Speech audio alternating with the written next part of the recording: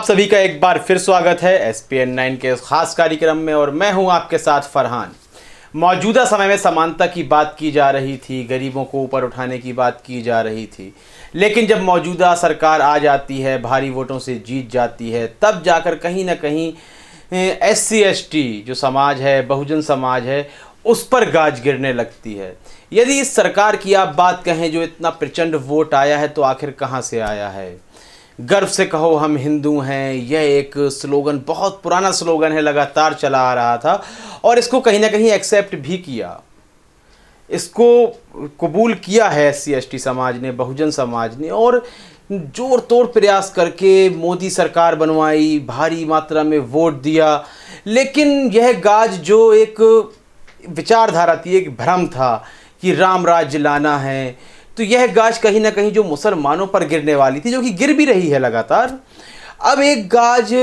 बीते समय की यदि आप बात भूल गए हो, किस तरह 13 पॉइंट रोस्टर हो या आरक्षण खत्म करने का जो एक प्रावधान दिया जा रहा है, सुप्रीम कोर्ट भी कहीं ना कहीं उसके पक्ष में खड़ा हुआ नजर आ रहा है। तो यहाँ अब बहुजन समाज के ऊपर एक परेशानी है, दलित समाज अब परेशानियों में है। इसलिए बीते दिन सभी पार्टियों के, मैं कह रहा हूँ सभी पार्टियों के जो भी दलित नेता थे बिहार के अंदर, वह उन्होंने एक पत्र लिखा है, राष्ट्रपति को भी पत्र लिखा है और कहा है कि जो सामाजिक ऊंच नीच को ख़त्म करने के लिए आरक्षण जैसा प्रावधान संविधान में डॉक्टर भीमराव अंबेडकर द्वारा दिया गया था, उसे ख़त्म करने की कोशिश ना करें, बल्कि दलित समाज को अभी ऊपर और भी उठाया जाना है, यह बात वह कह रहे हैं। लेकिन यदि आप मनुवादी विचारधारा से प्रेरित लोगों की बातें सुनेंगे तो उनका यह कहना है कि दलित समाज को जितना ऊपर उठना था वह उठ चुका है, अब आरक्षण का प्रावधान खत्म करना होगा। लेकिन 13 पॉइंट रोस्टर तो एक ऐसा एक काला कानून के रूप में हम कहेंगे, जिस तरह अभी ये CAA NRC को लेकर काला कानून कहा जा रहा था।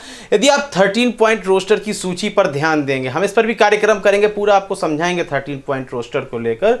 तो उसका जो एक प्रावधान बनाया गया है, जो दिशा निर्देश हैं उसमें, यदि उसके अनुसार चलते हैं तो आप यह समझ लीजिए कि दलित समाज के जो व्यक्ति हैं वह सरकारी नौकरी के लिए ज़िंदगी भर तरसते रहेंगे, बड़े पदों के लिए, जैसे कोई प्रोफेसर हुआ, यूनिवर्सिटी में आप पढ़ाना चाहते हैं, दलित समाज से हैं, तो आपको शायद ही वह नौकरी प्राप्त हो पाए, वरना आप बिल्कुल असमर्थ नजर आएंगे। तो दलित समाज को कहीं फिर से वही मनुवादी जो वर्ण व्यवस्था है उसके अनुसार तो कहीं भारत को ढालने की कोशिश नहीं की जा रही है। राम राज्य का नाम लेके भले ही मुसलमानों के खिलाफ एक पक्ष को खड़ा किया जा रहा है, लेकिन क्या ये वाकई में राम राज्य की स्थापना की जा रही है या मनुवाद का एक चरित्र फिर से हमें देखने को मिल रहा है?